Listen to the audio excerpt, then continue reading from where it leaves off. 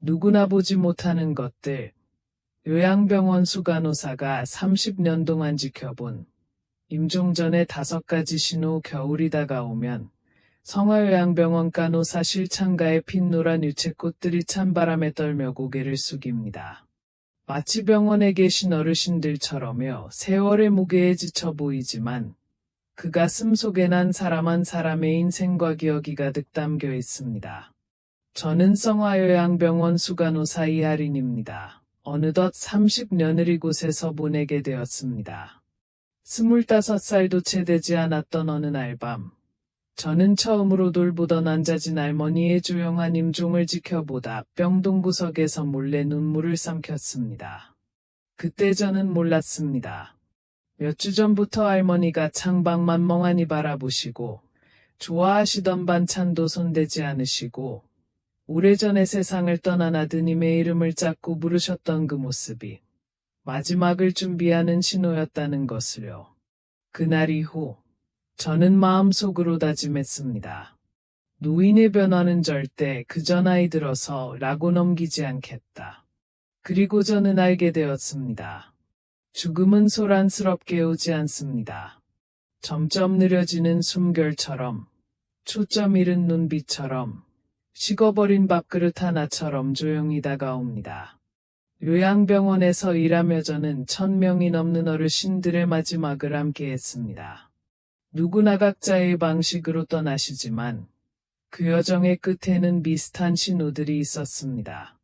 처음엔 사소해 보이는 변화들, 식사량 감소, 깊은 잠, 이름을 헷갈리는 모습 등 가족들은 흔히 원래 나이 들면 저렇지 라고 말합니다.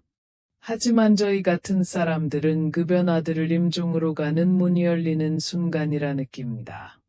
그 문은 천천히 열리고 그 길은 아주 조용하게 시작됩니다. 이 글에서는 제가 30년 동안 관찰해온 노인이 임종을 앞두었을 때 나타나는 대표적인 5가지 신호를 공유하고자 합니다. 작고 소소해 보일 수 있는 변화들이 사실은 깊은 의미를 담고 있는 마지막 인사일지도 모릅니다. 이 글이 여러분을 불안하게 하려는 것은 아닙니다. 그저 어느 날 문득 알아차렸을 때 우리가 그 마지막 순간을 더 따뜻하게, 더 사랑으로 채워갈 수 있기를 바라는 마음입니다. 수많은 이별 끝에 남는 가장 큰 후회는 항상 같습니다. 그때 조금만 더 신경 썼더라면. 삶의 마지막을 알리는 5가지 신호. 1. 체중 감소와 입맛 변화. 미각이 삶을 거부할 때 한 할머니, 88세, 부산국제시장에서 김치찌개로 유명했던 장인이셨습니다. 사람들은 말하곤 했습니다. 그분이 나무 숟가락으로 한 번만 저으면 국물 맛이 바다 사람들의 정처럼 깊어진다. 고요.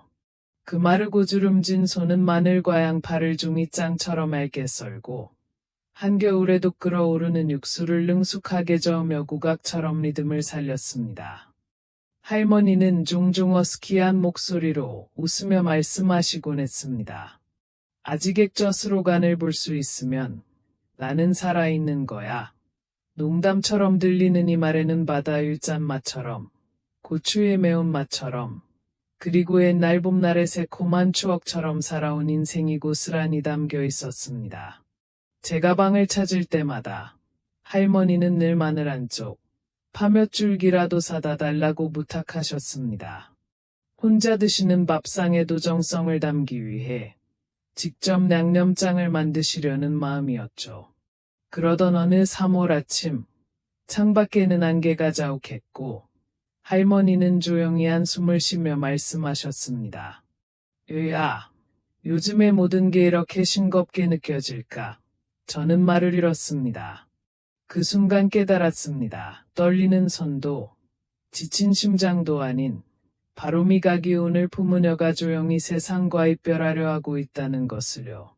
저울과 거짓말하지 않는 숫자들. 체중계의 은금이 42kg에서 멈췄을 때 3개월 만에 거의 10kg이 빠졌다는 뜻이었습니다. 한 할머니의 몸은 얼렁한 한복 속에서 마른 낙엽처럼 축 늘어져 있었습니다. 체중 그래프는 끝없이 하강하고 있었고 마치 마지막 진흙조차 씻겨 내려가는 강물처럼 보였습니다. 아들은 말했습니다. 노인들은 원래 식욕이들 쭉 날쭉한 법이죠. 며느리는 푸념했습니다.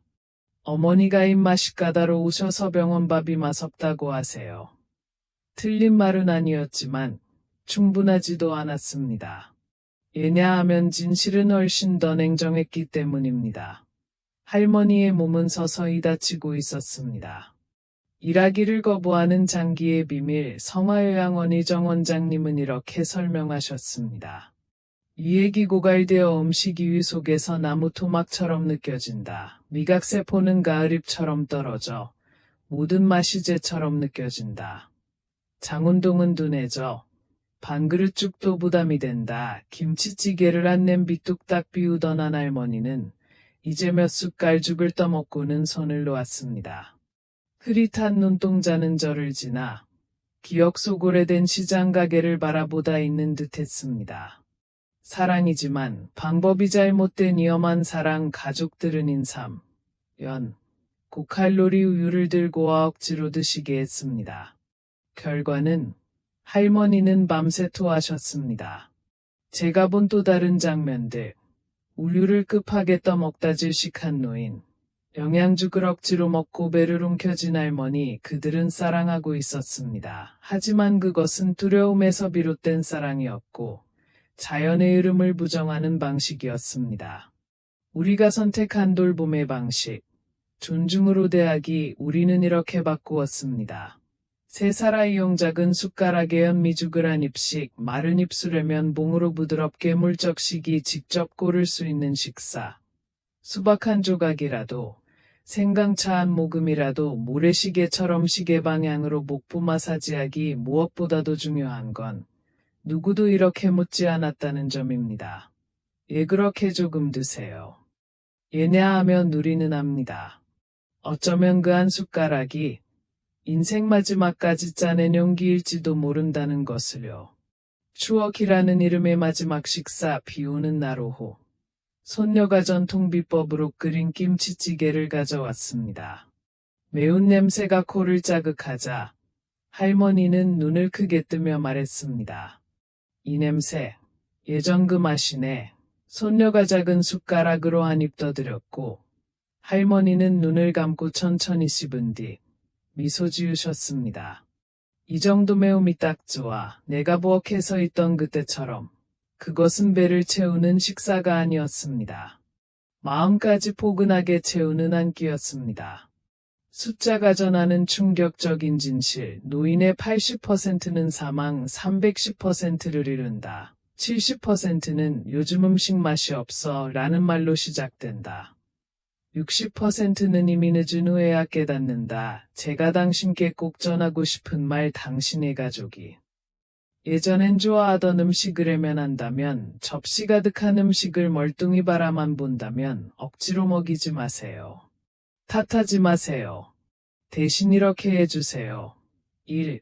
체중 변화를 보석처럼 소중히 기록하세요. 2. 식습관을 하루하루 일기처럼 적어보세요. 3. 시기별로 적절한 식단에 대해 의사와 상의하세요. 4. 죽 드실래요? 우유 드실래요? 와 같은 작은 선택권을 주세요. 5. 그리고 조용히 속삭여주세요. 이 한 숟가락만으로도 너무 고마워요. 노아들임이 선사한 달콤한 마지막 순간. 한 할머니는 어느 봄날 나뭇잎처럼 조용히 눈을 감으셨습니다. 손에는 낡은 나무 숟가락, 그리고 손녀가 수놓아준 김치라는 글자가 새겨진 손수건이 함께 있었습니다. 저는 지금도 젊은 간호사들에게 이렇게 말합니다. 미각이 떠나는 그 순간, 마지막으로 행복한 맛을 남겨드리세요. 따뜻한 국 한 숟갈이 눈물 속이 진 수성찬보다 훨씬 더 값집니다. 왜냐하면 임종을 돌본다는 건 죽음을 막는 싸움이 아니라 기억이라는 촛불을 하나하나 밝혀드리는 여정이기 때문입니다. 이 극심한 피로와 대학, 몸이 조용히 전원을 끄는 순간 경북 산골에서 평생인 삶을 재배하며 살아온 박 할아버지는 한 번도 새벽 5시 이후에 일어난 적이 없는 분이었습니다. 그는 마치 산에 뿌리 내린 노삼처럼 강인하고 끈기 있는 삶을 살았고, 마을 사람들은 그를 지치지 않는 사람이라 불렀습니다. 그런데 어느 봄날, 삼벚꽃이 능선을 뒤덮던 아침, 박할아버지는 제 손을 잡으며 흐린 눈으로 말씀하셨습니다. 할인아, 오늘은 하루만 좀 쉴 수 있을까? 바람이 바위를 스치는 듯한 낮고 떨리는 목소리. 그 한마디로 저는 알 수 있었습니다. 인생의 마지막 수학기가 찾아왔다는 것을. 그날 이후 박할아버지의 하루는 오래된 시계처럼 점차 멈춰갔습니다. 첫째 날 아침, 평생의 산책을 건너뛰셨습니다. 둘째 주, 농업신문은 펼쳐보지 않은 채 책상 위에 그대로 놓여 있었습니다. 셋째 달, 수천 뿌리인 삶을 다듬던 손은 마른 나뭇가지처럼 움직이지 않았습니다. 그의 몸은 생물학적 철수에 들어선 상태였습니다. 생존에 필수적이지 않은 기능들을 하나씩 포기하면서 심장을 위한 에너지를 보존하고 있었던 것입니다. 성화요양원의 김노인병 전문의는 이렇게 설명하셨습니다. 심박수는 모래시계가 거의 다 비워진 듯 점점 느려집니다. 신경계는 중요하지 않은 방해물을 하나둘씩 꺼갑니다. 근육은 수축하며 중요한 장기에 에너지를 넘겨줍니다. 하지만 가족들은 이 변화를 이해하지 못했습니다. 그들은 꿀에 절인 삶을 억지로 먹이려 했고 물리치료사를 불러 운동을 시켰습니다. 그러나 박할아버지에게 그 모든 노력은 발끝까지 족쇄를 채운 것처럼 버거운 고통이었을 뿐이었습니다. 우리가 함께한 작별의 방식, 우리는 박할아버지를 위한 공간을 새롭게 구성했습니다. 인삼밭을 마주한 창문, 활짝 열어 촉촉한 내음이 방 안으로 스며들게 했습니다. 인삼재배 일지, 베개 곁에 놓고 아드님이 매일 저녁 한 페이지씩 소리내어 읽어드렸습니다. 오래된 판소리 CD, 해질 무렵이면 울려 퍼지는 가락은 기억을 깨우는 자장가 같았습니다. 그리고 마침내 그날이 왔습니다. 갑자기 밭에 한번 가보고 싶다고 하셨습니다. 우리는 일체어를 밀어 새순이 막 돋아난 작은 인삼밭으로 향했습니다. 그곳에서 박할아버지는 깊은 숨을 들이쉬며 나지막이 속삭이셨습니다. 흙냄새, 예전 그대로네. 그 말이 마지막 말씀이었습니다. 그날 밤, 아드님의 따뜻한 손이 아버지의 마른 손등이에 살포시 얹은 채 박할아버지는 조용히 잠이 들었습니다. 그분의 죽음은 따뜻하고 고요했으며 마치 자연의 일부로 돌아가는 듯했습니다. 당신의 가족이 하루 68시간도 제대로 자지 못할 때, 평생 좋아하던 취미에 흥미를 잃을 때, 평소보다 조용해지고 말이 없어질 때 억지로 끌어내려 하지 마세요. 대신 한 살갗으로 듣기, 말 대신 손을 잡고 볼을 살짝 떼보세요. 이기역대 살리기, 함께의 앨범을 보거나 좋아하던 음악을 들려주세요. 삼고유할 리듬을 존중하기, 그들이 말하고 싶을 때 말하고 조용하고 싶을 때는 그냥 옆에 있어 주세요. 저는 신입 간호사들에게 늘 이렇게 말합니다. 가장 아름다운 죽음은 익숙한 것들 사이에서 이루어지는 거예요. 한 줌의 흘, 마른 풀의 냄새, 익숙한 목소리. 그것이 마지막 위로가 됩니다. 왜냐하면 죽음은 사라지는 것이 아니라 몸이 자신이 가진 에너지를 우주에 되돌려주는 일, 바람 속에 녹아드는 마지막 숨결처럼 부드럽고 조용한 일입니다. 3. 인지저하와 마음의 후퇴. 마음이 고향으로 돌아갈 때 매주 월요일 아침, 저는 성화요양원에서 장할머니의 방을 찾습니다. 올해 한둘이 된 장할머니는 눈처럼 하얀 머리카락과 봄비 같은 부드러운 목소리를 가진 분입니다. 강원도 엿단 마을에서 초등학교 교사로 평생을 보내셨고, 그곳에는 푸른 차밭과 붉은 을길이 들판으로 이어져 있었습니다. 문을 열고 들어가면 할머니는 언제나 조용히 고개를 끄덕이며 미소를 지어 보이십니다. 마치 오래전에 헤어진 누군가를 다시 만난 듯한 표정으로요. 할머니는 1963년에 가르쳤던 제자들의 이름을 모두 기억하고 계셨습니다. 깊고 덧댄 교복을 입고 눈망울은 가을 햇살처럼 반짝이던 아이들 이야기. 할머니는 그들을 아직 곁에 있는 것처럼 따뜻한 애정과 자부심으로 회상하시곤 했습니다.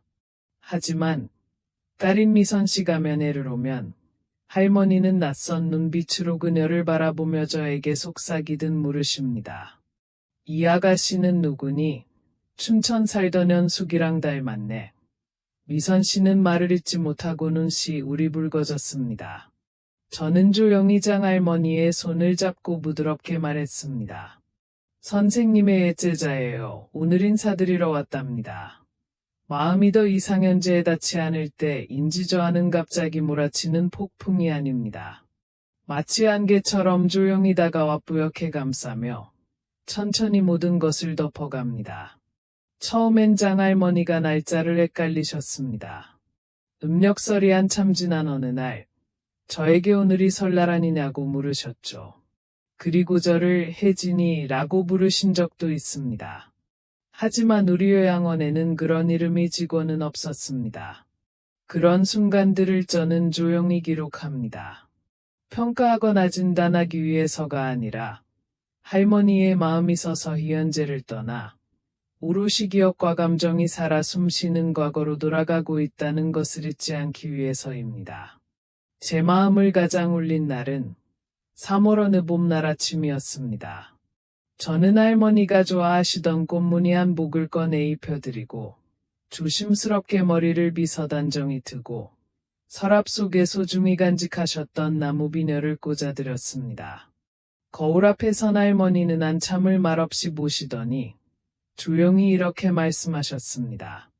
그때 어머니도 이 옷을 입고 전쟁터에서 돌아오신 아버지를 마중 나갔지. 그 순간 92세의 할머니는 사라지고 19세 소녀가 되어 마을어귀에서 아버지를 기다리고 계셨습니다. 그것은 환상이 아니었습니다. 그녀 안에 깊이 박혀있던 살아있는 기억이었습니다. 제 가슴이 먹먹해졌습니다. 과학은 설명하지만 마음은 공감합니다. 성화요양원의 정 박사님은 말씀하셨습니다. 노년기 뇌의 변화는 자연스러운 생리현상이라고요. 해마는 단기 기억을 저장하는 부위인데 점차 기능이 떨어져 방금 있었던 일을 잊게 됩니다. 반면 편도체는 감정이 담긴 기억을 저장하고 나이가 들수록 더욱 활성화됩니다. 전두엽은 논리적 사고와 사회적 행동을 조절하는데 이 기능이 떨어지면 정서적으로 예민해지고 혼자 있으려는 경향이 강해집니다. 과학은 지금 무슨 일이 일어나고 있는지를 설명해 줍니다. 하지만 그 마음을 끝까지 지켜줄 수 있는 건 공감입니다. 그래서 저는 젊은 간호사들에게 이렇게 말합니다. 할머니가 이미 돌아가신 분의 이름으로 당신을 부르더라도 바로잡으려 하지 마세요. 그 순간 할머니는 인생이 가장 따뜻했던 순간을 다시 살고 계신 거예요.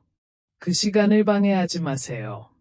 마음이 천천히 떠날 때, 사랑하는 가족이 조용히 떠날 준비를 시작할 때, 제가 지금까지 기록해온 몇 가지 징후는 다음과 같습니다. 이전처럼 먼저 말을 걸지 않음, 창가에 앉아 한참 동안 바깥을 바라보며 누군가를 기다리는 듯한 모습, 오래전에 세상을 떠난 사람의 이름을 부름, 같은 기억을 하루에도 여러 번 반복해서 이야기함, 시간을 운동함, 올해를 1975년이라고 생각함. 많은 가족들이 인내심을 잃고 이렇게 말하곤 합니다. 이젠 정말 다 잊으신 것 같아요. 치매가 심해졌나 봐요. 하지만 잠시 멈춰서 주의 깊게 지켜보세요. 그들은 당신을 잊은 게 아닙니다.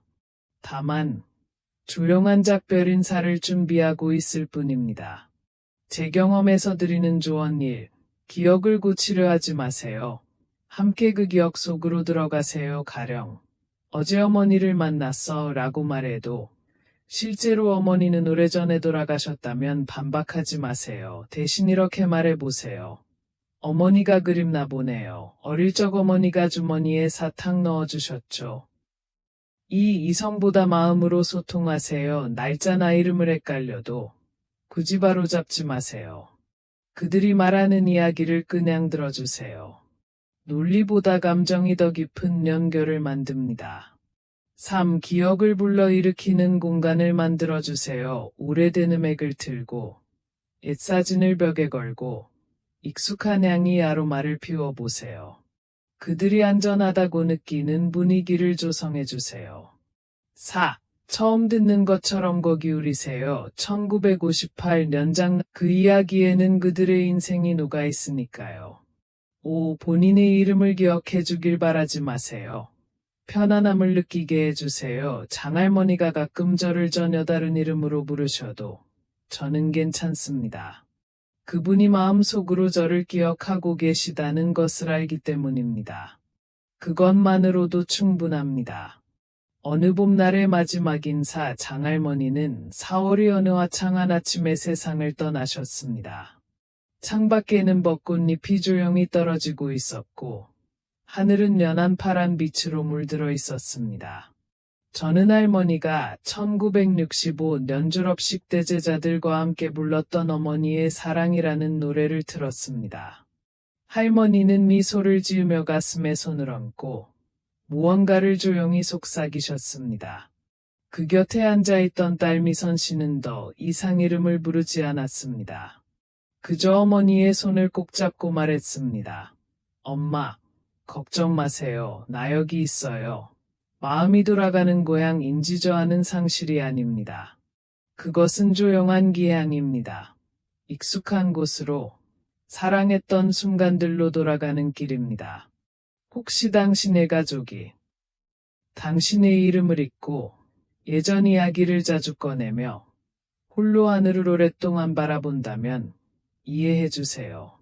그들은 멀어진 것이 아니라 자신의 인생에서 가장 아름답고 소중한 기억만을 챙겨 마지막 여행을 준비하고 있는 것입니다.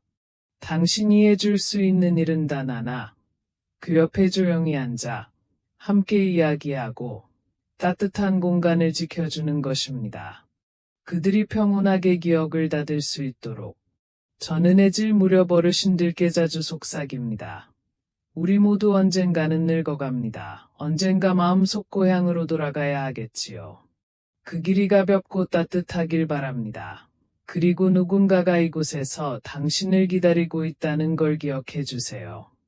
약 한 알도 먹지 않았던 남자 최어르신은 울진 시골 초등학교의 교장 선생님이셨습니다. 은퇴 후 그는 작은 여행 가방 하나, 낡은 교과서 몇 권, 그리고 20년 동안 신었던 가죽 슬리퍼를 들고 성화요양원에 입소하셨습니다. 입소 당시 그의 의료 기록은 거의 비어 있었습니다. 당뇨도 없고 고혈압도 없으며 골다공증도 없었습니다. 그는 농담처럼 말씀하셨죠. 내 병이 있다면 아마 학교가 그리운 병일 거야. 매일 아침 5시에 일어나 복도 끝까지 30분간 가볍게 운동을 하셨고 이후엔 직접 생강차를 끓여 드셨습니다. 이불 정리부터 옷 씹는 것까지 누구의 도움도 필요 없다고 하셨습니다. 그리고 매주 한 번씩 저는 생각했습니다. 100세까지 평온하게 사실 분이 있다면 바로 이분일 거야. 아주 미약한 기침. 하지만 분명한 경고음. 그날 아침도 저는 늘 하던 대로 그의 방 앞을 지나다가 멈춰섰습니다. 살짝 열린 문 너머에서 기침 소리가 들려왔기 때문입니다. 단 한 번의 기침. 하지만 지난 3년 동안 처음 들은 소리였습니다. 괜찮아, 하리나. 그는 웃으며 말했습니다. 어제 정원에 좀 일찍 나갔더니 찬 바람을 맞았어. 갑자기 찬 기운이 돌더라고. 여전히 그는 똑바로 서 있었고 차도 끓이고 계셨습니다. 그러나 그의 눈빛은 이전보다 으려졌고 이마는 약간 따뜻했지만 열을 재자는 제 말에는 손사래를 쳤습니다. 그날 오후 그는 몇 번 더 기침을 했고 저녁에는 미열이 났습니다. 저는 즉시 혈액 검사와 흉부 X선 촬영을 요청했습니다. 다음 날 아침 결과가 나왔습니다. 감기에서 시작된 폐렴, 나이를 먹은 면역력, 천천히 꺼지는 촛불. 저는 요양원과 노사장으로서 노인의 면역 체계에 대해 많은 교육을 받았습니다. 하지만 최어르신을 통해 다시금 절절히 깨달았습니다.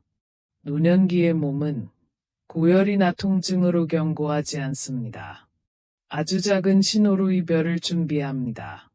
왜 그럴까요? 노화가 진행되면 골수에서 백혈구 생산량이 감소합니다. 면역세포 일림프구도 숫자와 반응력이 떨어지며 한때 쉽게 이겨냈던 바이러스나 세균들이 이제는 몸속 깊이 숨어 자리를 잡기 시작합니다. 그래서 김할머니의 손등 상처는 2주가 지나도 아물지 않았고 백어르신은 한 달 사이 감기를 3번이나 앓았으며 소처럼 건강하다 던체 어르신은 단 3일 기침 끝에 세상을 떠나셨습니다. 더 이상 근육에 있지 않으님. 가장 마음 아픈 순간은 정작 최어르신 본인이 자신이 약해졌다는 사실을 인지하지 못했을 때였습니다. 그에게, 그리고 그의 자식과 손주에게도 그는 항상 강하고 혼자서 모든 걸 해낼 수 있는 어른이었습니다. 늘 당당하고 유지할 수 있는 존재였지요. 그러던 어느 날 저녁, 그가 갑자기 숨을 가쁘게 쉬기 시작했습니다. 저는 조심스럽게 따뜻한 수건을 이마에 얹었습니다. 그 순간 그는 제 손을 꼭 잡고 낮은 목소리로 말했습니다. 고맙다. 이번엔 나도 누군가의 도움이 필요할 것 같구나.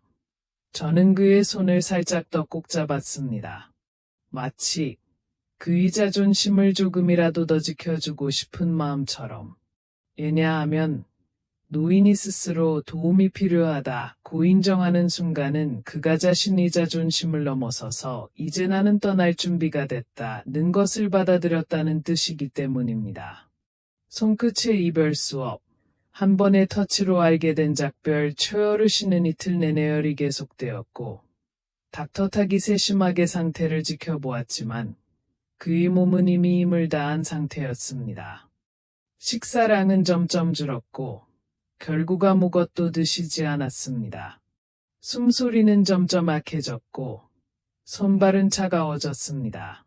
셋째 날 아침, 평소처럼 생강차를 우려 방으로 들어갔습니다. 그는 눈을 떴고 베개에 살짝 기대 앉아 창밖을 바라보다 있었습니다. 초겨울 햇살이 은행 나무가지를 비집고 들어 와방안을 따스하게 채우고 있었습니다. 제가 말했습니다. 어르신, 지난번에 못 읽어드린 제자 편지, 오늘은 제가 읽어드릴게요. 그는 조용히 고개를 끄덕이며 미소를 지었습니다. 저는 편지를 읽었고, 그는 조용히 귀 기울였습니다. 그러다 그의 손이 제 손등 위에 살며시 내려왔습니다. 마치 마지막 계절의 낙엽처럼 가볍게. 그리고 그 손은 천천히 힘을 잃고 이불 위로 미끄러지듯 내려앉았습니다. 그는 그렇게 떠났습니다. 불평 한마디도 깊은 한숨 하나도 없이 그의 삶처럼 조용하고 따뜻하게 그러나 깊은 사랑을 남기며 가장 작지만 가장 큰 신호들. 그날 이후 저는 성화요양원에서 들리는 기침소리 하나도 결코 가볍게 여기지 않게 되었습니다. 젊은 간호사들에게 말합니다. 작고 사소한 상처에도 주의를 기울이세요. 누군가가 오늘따라 유난히 춥다고 말하면 꼭 확인하세요. 평소에 마시던 차를 건너뛰었다면 이유가 있는 겁니다. 노인에게 있어 죽음은 고통의 외침으로 다가오지 않습니다. 그것은 몸이 조용히 삶을 거절하는 방식으로 찾아옵니다. 가벼운 열, 조금 짧아진 수면, 멍한 시선. 이 모든 것이 마지막인 사유 형태일 수 있습니다. 너무 늦기 전에 해야 할 것들. 저는 종종 보호자들에게 이렇게 말합니다. 부모님이나 조부모님이 기침이 이틀 이상 계속된다면, 감기가 쉽게 낫지 않는다면, 작은 상처가 낫지 않는다면, 평소 온도인데도 춥다고 느낀다면 다음과 같은 조치를 취해주세요. 1. 병원에 꼭 가보세요. 조금 있으면 나아지겠지는 위험한 생각입니다. 이 생강차를 준비하고 발과 목을 따뜻하게 해주세요. 3. 사람 많은 곳은 피해주세요. 한 번 이 재채기가 모든 것을 바꿀 수 있습니다. 4. 면역력을 높이는 식단, 아연, 비타민C, 발효식품 등을 챙기세요. 5. 곁에 있어주세요. 부드럽게 말 걸고 진심으로 걱정해주세요. 기분 상태 또한 면역력에 큰 영향을 미칩니다. 치료보다 중요한 것, 곁에 있음. 죽음에는 고급 의료 장비도 무균실도 필요 없습니다. 죽음은 최어르신처럼 단지 다음 몇 가지로 충분합니다. 따뜻한 차 한 잔, 익숙한 목소리, 꼭 잡아주는 손. 그날 아침, 저는 잊지 못합니다. 햇살은 조용히 돌계단 위로 내려왔고 겨울바람은 차갑지만 잔잔했습니다. 그 순간 저는 간호사가 아니라 최어르신의 마지막 친구였습니다. 오늘 당신이 할 수 있는 것, 지금 부모님과 함께 살고 있다면 기침이 나기 전부터 챙기세요. 말이 없기 전에 편지를 읽어드리세요. 오늘 할 수 있는 아주 작은 행동들, 그것이 어쩌면 부모님을 한 계절 더 곁에 머무르게 해줄지 모릅니다. 순환이 느려질 때 빛도 희미해진다. 생물학적으로 말기 순환 및 호흡의 변화는 드문 일이 아닙니다. 심장이 점점 약해져서 혈액이 사지로 충분히 흐르지 않게 됩니다. 손발이 차고 손톱이 창백해지며 입술 주변 피부가 창백해진다. 환자는 종종 얕고 불규칙하게 호흡하거나 수면 중에 특징적인 얼떡거리는 호흡을 보입니다.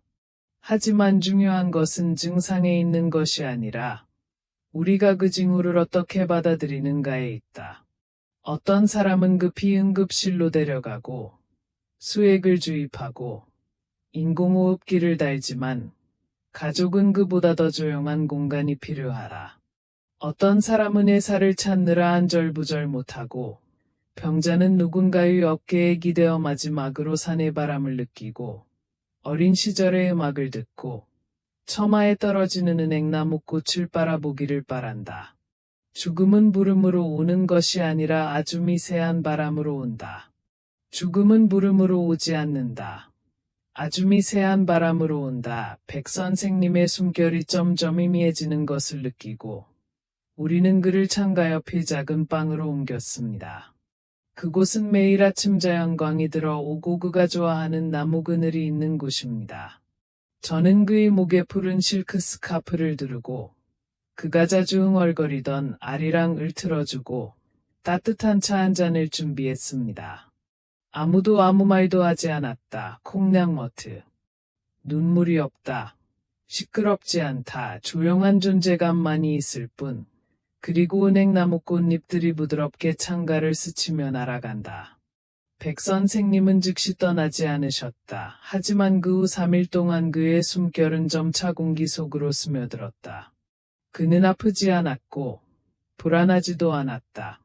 가끔 베개에 손을 대고 나를 바라보며 나는 괜찮아 라고 말하는 듯 했다. 수요일 아침 내가 방에 들어갔을 때 그는 창밖을 바라보다 있었다. 그의 입술이 움직였지만 소리가 나지 않았다. 저는 그의 손을 잡았습니다. 이제는 이슬처럼 차가워졌습니다. 그는 미소를 지으며 조용히 눈을 감았다. 그리고 그렇게 그는 떠났다. 가벼운 배가 조용히 항구를 떠나는 듯 새벽녘에 바람이 멈추면 배를 붙잡지 말고 밧줄을 풀어라. 백 선생님이 돌아가신 후 저는 인생의 마지막 순간에 무엇이 가장 옳은지에 대해 여러 날을 고민했습니다. 그리고 나는 깨달았다. 약도 아니고 기계도 아니야. 바로 존재야. 가족을 볼 때 얕은 호흡, 빠른 호흡, 또는 불규칙한 호흡. 손발이 차가워도 날씨는 춥지 않다. 눈을 자주 감지만 깊이 잠들지 못함. 잠자는 동안 물고기 아픔처럼 숨을 쉬거나 가벼운 신음소리를 낸다. 정말 간단한 것들을 하세요. 1. 손바닥과 발바닥을 따뜻하게 유지하세요. 수건, 담요, 사랑으로. 이 가족을 가장 편안한 자세로 두세요. 보통 오른쪽으로 살짝 기울이고 머리는 적당히 높게 받쳐줍니다. 3. 창문을 열고 커튼을 치고 마지막으로 그들의 얼굴에 빛이 닿게 하세요. 4. 그들 곁에 앉아 많은 말을 하지 마세요. 하지만 손을 꼭 잡아주세요. 때때로 한 손을 잡는 것, 말없이 나는 여기 있어요. 라고 말하는 방법이 될 수 있습니다. 나는 이해해. 그리고 나는 떠나지 않을 것이다. 가장 강하게. 백 선생님은 저에게 죽음은 삶의 실패로 여겨져서는 안 되며 자연의 일부라고 가르쳐 주셨습니다. 하루의 끝의 진력처럼, 계절의 끝꽃잎처럼, 파도가 먼 바다로 물러나는 소리처럼.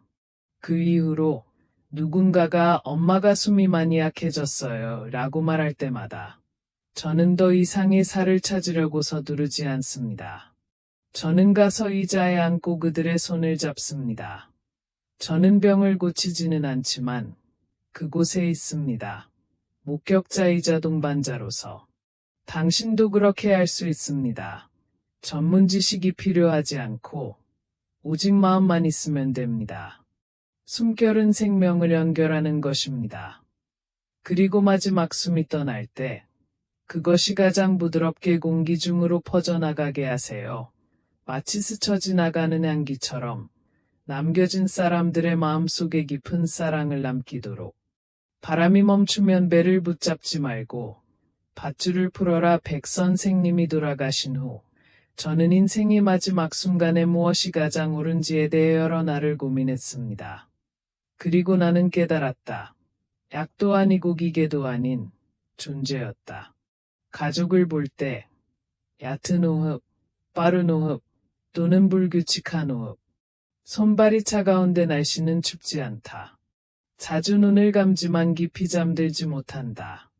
잠잘 때 물고기 아픔처럼 숨을 쉬거나 가벼운 신음소리를 낸다. 정말 간단한 것들을 하세요. 1. 손바닥과 발바닥을 따뜻하게 유지하세요. 수건, 담요, 사랑으로.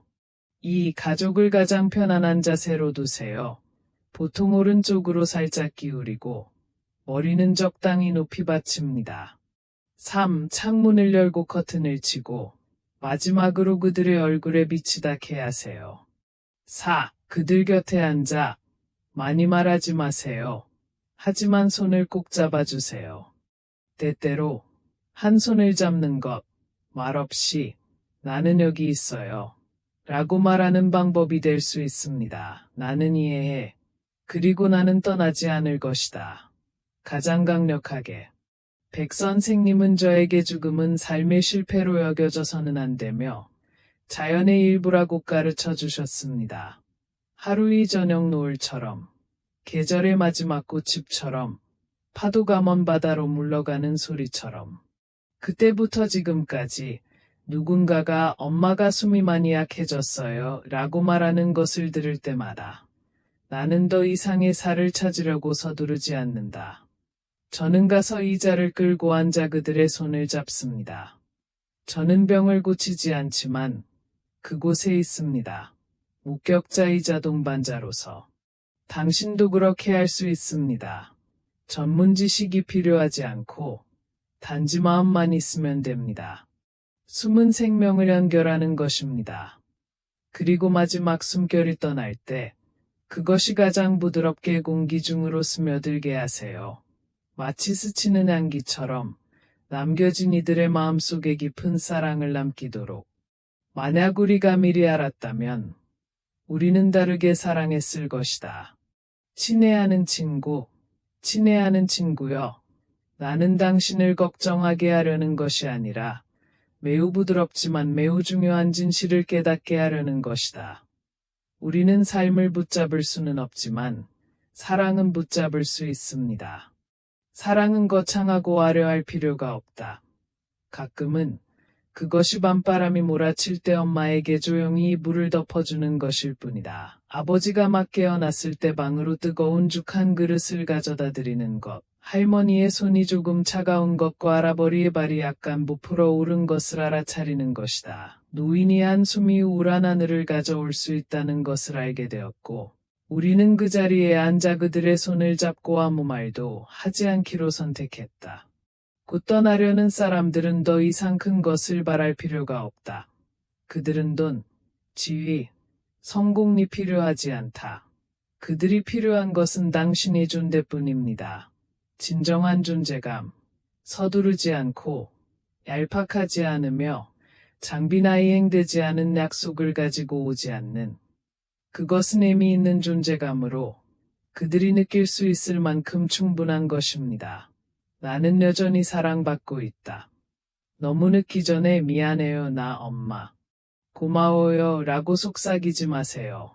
그렇게 간단해 보이는 말들이 사실 가장 귀중한 약이 됩니다. 떠나려는 사람뿐만 아니라 남아있는 사람들에게도. 저는 많은 사람들이 한마디 하지 못한 말 때문에 평생을 괴로워하며 살아가는 것을 목격한 적이 있습니다. 그리고 또한 많은 자녀들이 제단 옆에서 울음을 터뜨리는 것을 보았는데 그들은 한 번도 이렇게 말하지 않았기 때문이다. 엄마를 정말 사랑해요. 하나의 기침, 중단된 식사, 또는 긴 잠이 당신을 후회하게 만드는 일이 없도록 하세요. 제 직업에서 저는 가족들이 단지 감기일 뿐인데 라고 생각했기 때문에 후회하는 수백 건의 사례를 목격했습니다. 그냥 감기일 뿐인데 아마 내일 아버지께서 다시 정상적으로 드실 거예요.